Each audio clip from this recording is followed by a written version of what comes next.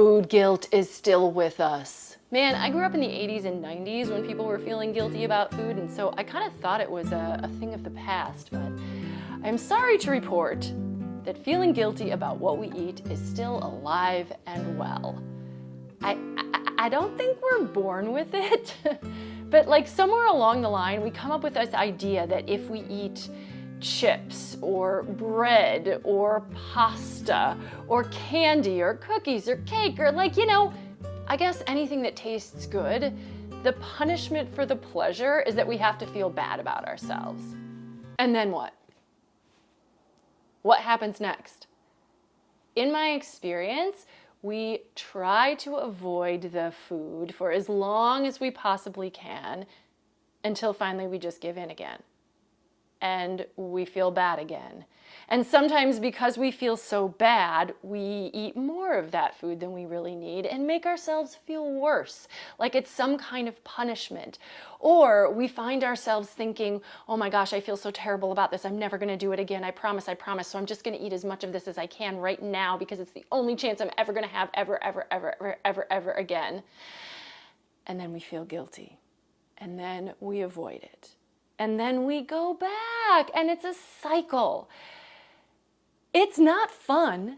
It rarely helps us to meet our goals. And we honestly don't even get to enjoy the food because that guilt, that shame is part of every single bite.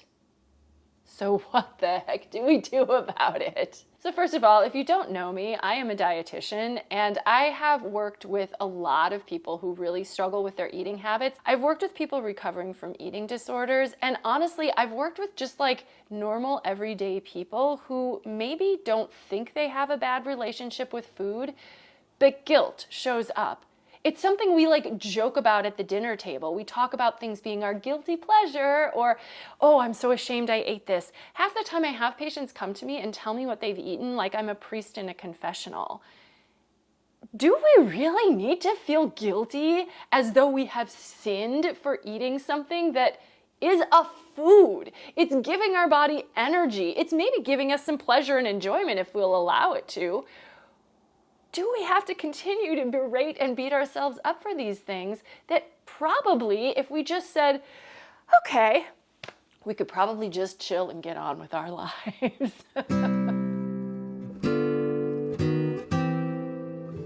I don't think it's easy to let go of food guilt when we've learned to believe that we absolutely deserve it.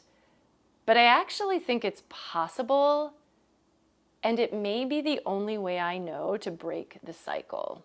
Maybe it's letting go, or maybe it's just tolerating the guilt so that we don't feel the shame and the return of the restriction that leads us back into the same pattern. It's challenging. But here's the thing.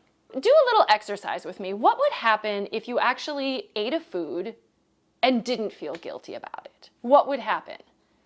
I think in our imagination, we believe that we would just go wild and crazy and never, ever, ever stop eating that food. But what if that's not what happens?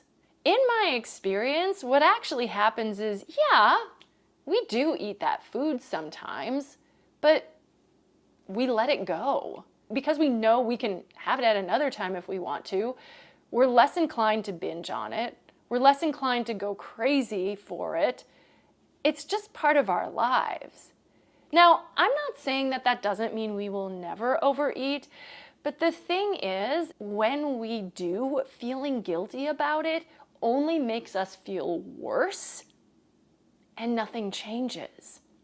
If we can let go of the guilt, there maybe is an opportunity to learn a little something and say, okay, so that happened. Is that what I wanted to have happen? What are some reasons that happened? Can I make some adjustments? We can have a little bit more say in what we're doing rather than letting the guilt and the shame of eating certain foods completely control us. Plus, if we like foods and the only way we ever get to have them is through guilt, I mean, oof. That's just not fair, right? Now listen, I know this isn't an easy shift to make, and if this is maybe the first time you're considering, do I really need to feel guilty every time I eat a spoonful of frosting right out of the container? I don't know, I'm speaking from personal experience.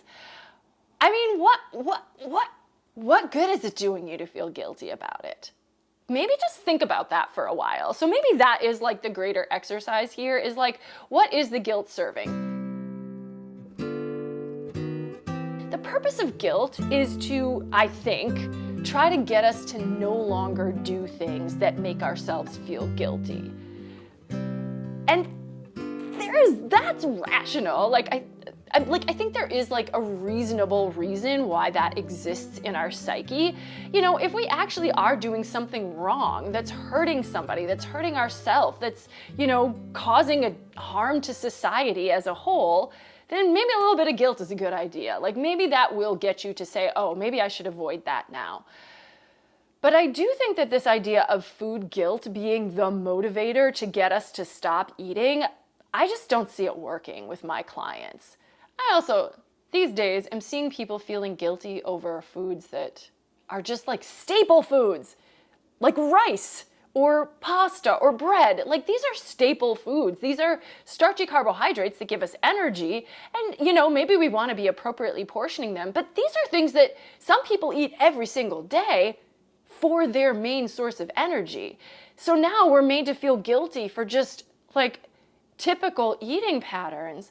And I don't know who's making us feel guilty, but I think somewhere along the line we've gotten messaging that has encouraged us to feel bad about what we're putting in our bodies, with the idea that we will just stop putting food in our bodies altogether or something like that, which is not a good idea. Just saying. I think it's fair to make choices about what we are and aren't eating and how frequently we do want to eat foods that maybe aren't going to provide us a ton of nutritional benefit. In my opinion, eating foods that we love does not have to come at the expense of all the other healthy choices that we make in our diets. Things like eating balanced meals, getting plenty of protein, getting all of our fiber, hydrating, fruits and vegetables, etc., etc., etc. In fact, allowing pleasure foods to walk side by side with healthy eating patterns makes the whole picture much more sustainable and enjoyable. Tell me what you think in the comments. I don't want to know what your guilty pleasure food is because I want you to let go of the guilt if you can. Thanks for watching, like and subscribe, all that good stuff. Hey, continue to follow me if you also believe that healthy eating patterns need to be sustainable and that balance is far more important than perfection. And if you want to keep following me, I think you should check this one out. I don't know what it's going to be just yet.